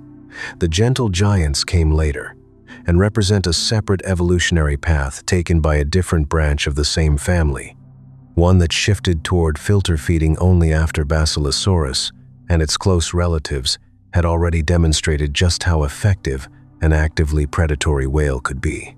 The broader transition that produced Basilosaurus is one of the most thoroughly documented examples of large-scale evolutionary change in the entire fossil record. Beginning with Cretaceous, a roughly wolf-sized, four-legged mammal that lived near freshwater rivers around 50 million years ago and shows only subtle skeletal signs of aquatic adaptation, the whale lineage passed through a sequence of intermediate forms. Ambulocetus, a crocodile-like amphibious hunter. Rhodocetus, with reduced limbs and an increasingly tail-driven swimming style. And eventually Basilosaurus and Dorodon, fully aquatic animals that had lost the ability to support their own weight on land entirely. Each stage in that sequence is represented by actual fossil specimens, recovered mostly from Pakistan, India, and Egypt over the past several decades, making the land-to-sea transition of whales one of the best documented major evolutionary transformations known to science, rivaled in completeness by very few other examples in the entire history of life. The significance of this sequence extends well beyond whale biology alone. When Charles Darwin published On the Origin of Species in 1859, he faced a genuine and reasonable challenge from critics. If major evolutionary transitions really occurred, where were the intermediate fossils showing one body plan gradually becoming another? At the time, few such transitional sequences were known in enough detail to answer the objection convincingly. The decades of whale fossil discoveries that followed, culminating in a reasonably complete chain from small land mammal to fully aquatic giant, became one of the clearest answers evolutionary biology has ever produced. To that original challenge, a sequence detailed enough that modern textbooks routinely use whale evolution as the primary illustrative example of how gradual, cumulative change can transform one body plan into an almost unrecognizably different one, given enough time. Basilosaurus also retained small, clearly non-functional hind limbs, tiny, vestigial legs, each ending in distinct toes, far too small to have supported the animal's weight on land or contributed meaningfully to swimming. Their most likely function, based on comparative anatomy, was in mating, possibly helping the animals grip one another during copulation in open water. These limbs are frequently cited as one of the clearest pieces of transitional fossil evidence connecting fully aquatic whales to their four-legged, land-dwelling ancestors, a physical remnant of a body plan. The lineage was already almost 60 million years removed from having any real use for. Fully articulated, they measure barely half a meter in length on an animal 18 meters long, a detail so small relative to the rest of the skeleton that early excavators, working before the significance of vestigial anatomy was well understood, sometimes overlooked them entirely. Basilosaurus and its relatives also preserve some of the earliest clear evidence of underwater hearing adaptations in the whale lineage.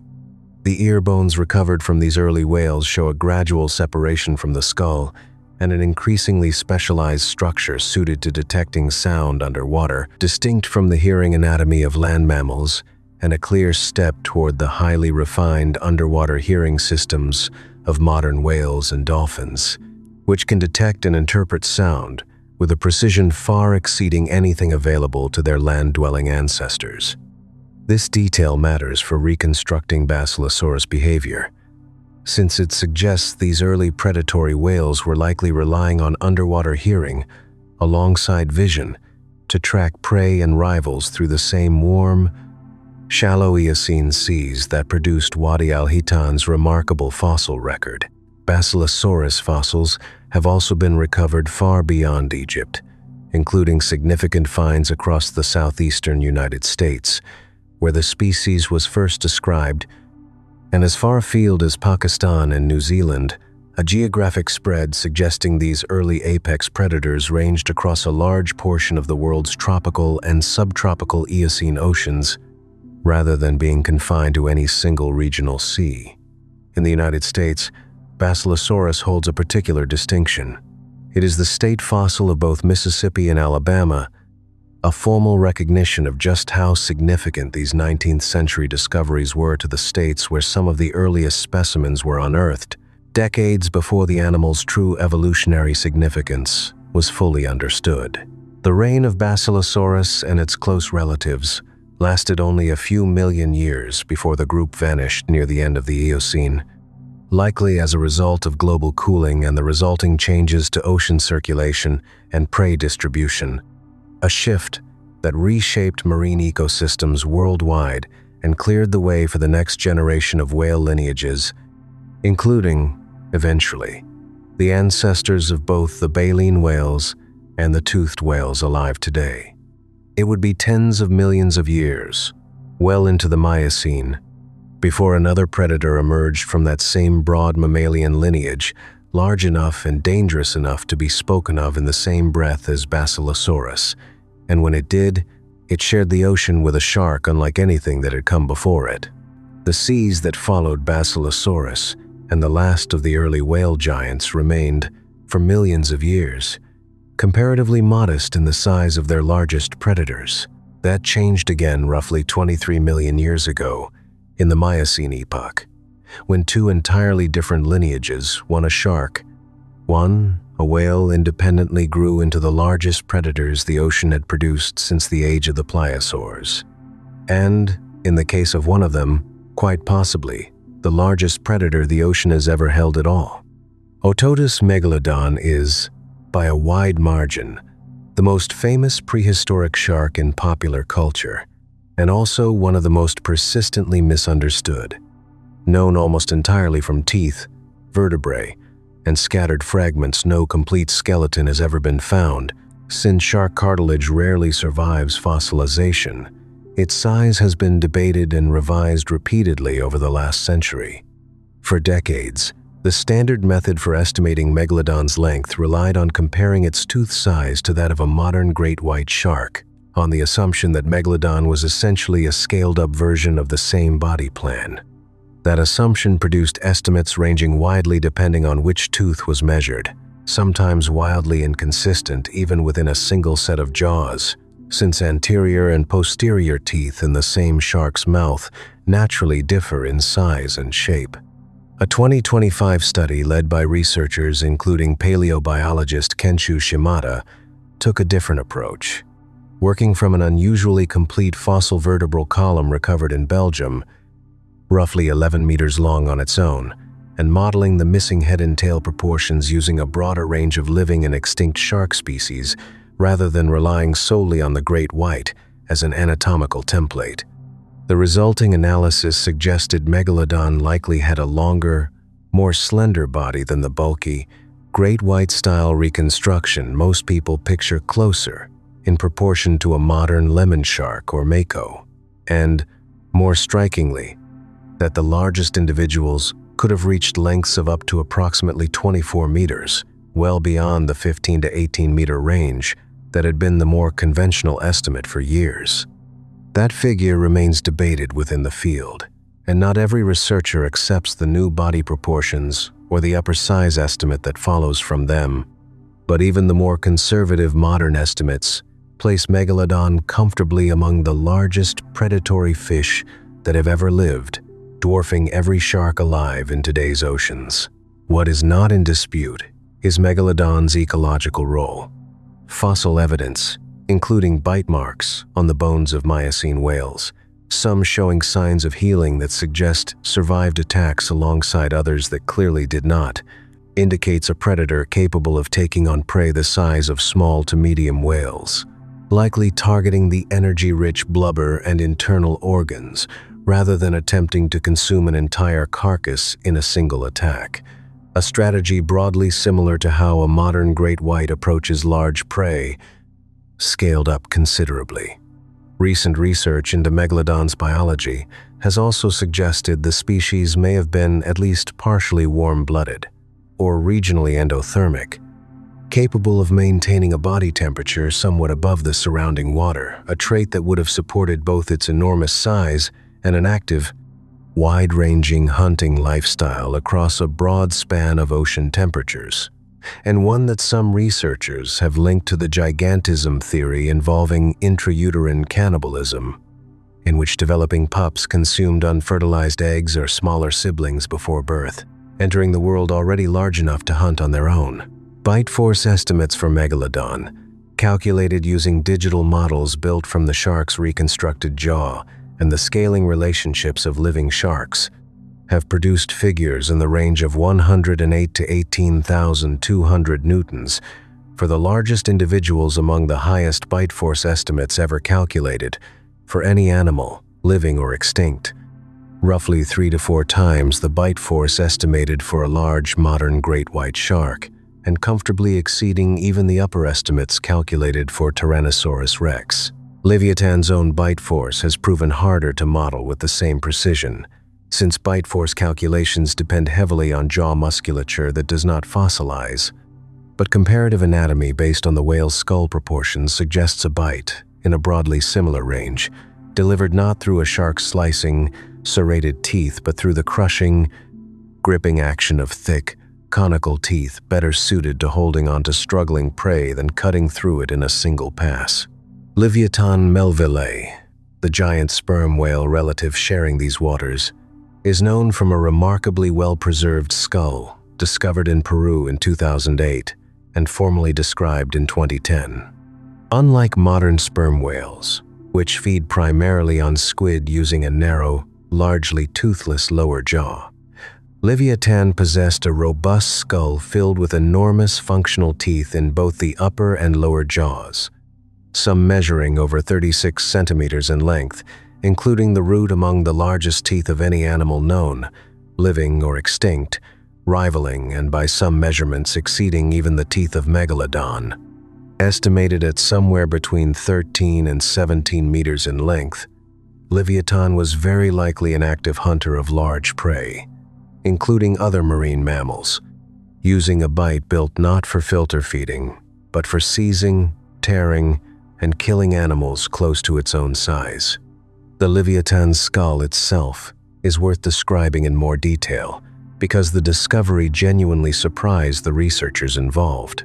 It was found eroding out of coastal cliffs in the Piscoica Desert of southern Peru, a region that has produced an unusually rich record of Miocene marine life, thanks to the arid conditions that preserve fossils there far better than most coastal environments allow. The skull measured close to 3 meters in length on its own, and the teeth thick, conical, and built for gripping and tearing rather than the slicing action of a shark's blade-like teeth, immediately set the animal apart from every other known whale, living or extinct. The genus name itself was drawn from Leviathan, the biblical sea monster, adjusted in spelling after researchers discovered the more direct spelling was already assigned to a mammoth genus. The species name honors Herman Melville, author of Moby Dick, a fittingly literary tribute to a whale built, unlike its fictional counterpart, specifically for hunting rather than for hiding from harpoons. What makes Leviathan's dentition so significant is the contrast with its closest living relatives. Modern sperm whales retain teeth only in the lower jaw, and even those play a relatively minor role in feeding, since sperm whales feed primarily through suction, drawing squid into a narrow mouth rather than biting them. Leviathan represents an earlier, more predatory branch of the same broad family, one that had not yet abandoned the raptorial, prey-seizing lifestyle its more distant ancestors likely practiced. In this sense, Leviathan is less a scaled-up sperm whale and more a preserved snapshot of what the sperm whale lineage looked like before it specialized toward the deep-diving, squid-hunting strategy its modern descendants still use. The presence of two independently evolved macro-predators, one a shark, one a whale occupying similar ecological space in the same Miocene seas, raises a genuinely interesting question that researchers continue to explore. Did they compete directly, avoid each other through different hunting depths or prey preferences, or did their combined presence actually help drive the evolution of the very large baleen whales, since bigger prey may have offered a partial escape from predators capable of taking down anything smaller? Whatever the precise relationship, neither predator persisted much beyond the Miocene. Leviathan appears to have gone extinct within a few million years of its first appearance, and Megalodon's disappearance around 3.6 million years ago, near the start of the Pliocene, has been linked by various researchers to shifting ocean temperatures, changing prey availability as whale species diversified, and some migrated toward colder polar waters Megalodon may have struggled to follow, and possibly increasing competition from a smaller, faster, more adaptable predator that was, by that point, already established in the world's oceans, the great white shark. The fossil evidence for both predators, despite their fame, remains genuinely partial. No complete Megalodon skeleton has ever been recovered, and the Belgian vertebral column central to the 2025 body shape study represents, even now, one of the most complete specimens known. Leviathan is known almost entirely from a single skull, supplemented by a small number of additional fragments recovered in the years since the initial 2008 discovery. Much of what feels settled about these two animals in popular understanding is, on close inspection, built from a surprisingly narrow base of physical evidence, reconstructed and interpreted with the same careful, provisional methods used throughout this documentary, methods that remain open, as they always are in paleontology, to revision by whatever the rock uncovers next. The Miocene, taken as a whole, appears to have been an unusually favorable period for oceanic gigantism generally, not just for Megalodon and Leviathan. Baleen whales were also beginning to reach substantially larger sizes during this same broad window of time, and a wide range of shark species across several families show similar size increases in the fossil record. The likely explanation involves a combination of factors working together: productive, nutrient-rich oceans supporting abundant prey, relatively stable global temperatures across long stretches of the epoch, and the simple accumulated advantage of large body size in open water, where size itself offers real protection from most rivals.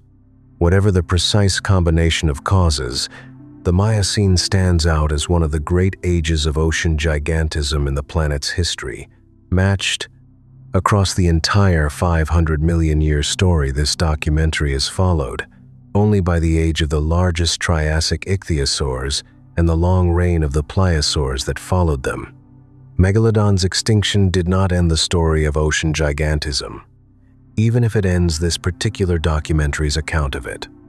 Baleen whales continued growing larger throughout the Pliocene and into the present, eventually producing the blue whale, an animal larger by mass than any of the 7 creatures profiled in this documentary, including the largest estimates for Megalodon itself.